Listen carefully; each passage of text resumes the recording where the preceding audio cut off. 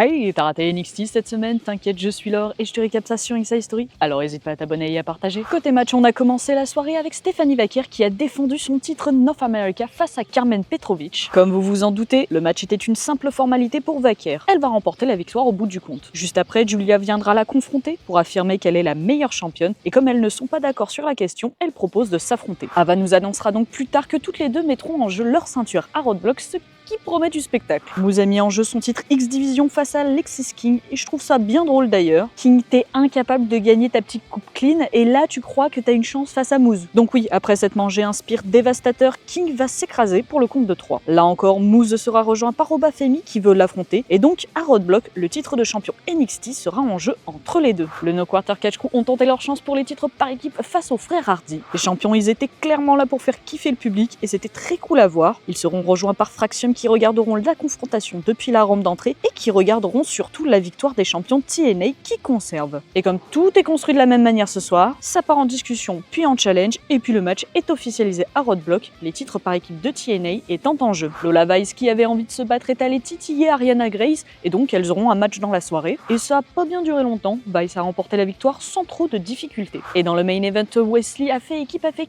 Ethan Page pour affronter Ricky Saints et Jivan Evans. Ce dernier, aveuglé par la colère, s'en prendra directement à Page sur la fin, allant se battre avec lui près des coulisses. Ricky Saints est donc livré à lui-même face à Wesley qui sera évidemment aidé de ses deux potes Tyrek Igwe et Tyson Dupont. Et malgré tout, il se débarrasse des parasites et termine Lee pour le compte de 3. Côté promo, Jordynne Grace est venue sur le ring pour nous faire part de ses plans, affronter une des championnes de NXT. Et puis elle est interrompue par une personne que je ne pensais pourtant pas revoir. Roxanne Perez fait son entrée pour venir rabaisser Grace, mais elle finit par se prendre une patate. Et en vrai, c'est mérité. Trick Williams fait la gueule depuis sa défaite, donc il envoie balader tout le monde. Chelsea Green et Piper Niven se sont embrouillés avec Sol Ruka et Zarya, donc on aura un match entre elles la semaine prochaine. Tony D'Angelo dit à sa famille qu'il va s'occuper du cas Shawn Spears dans un match pour le titre la semaine prochaine. Et enfin, le nouveau clan de NXT continue de semer le chaos en attaquant cette fois-ci le No Quarter Catch Crew. Et voilà, tu as tous les moments importants du show. Retrouve plus de récap et plus de contenu sur nos différents réseaux et à la prochaine.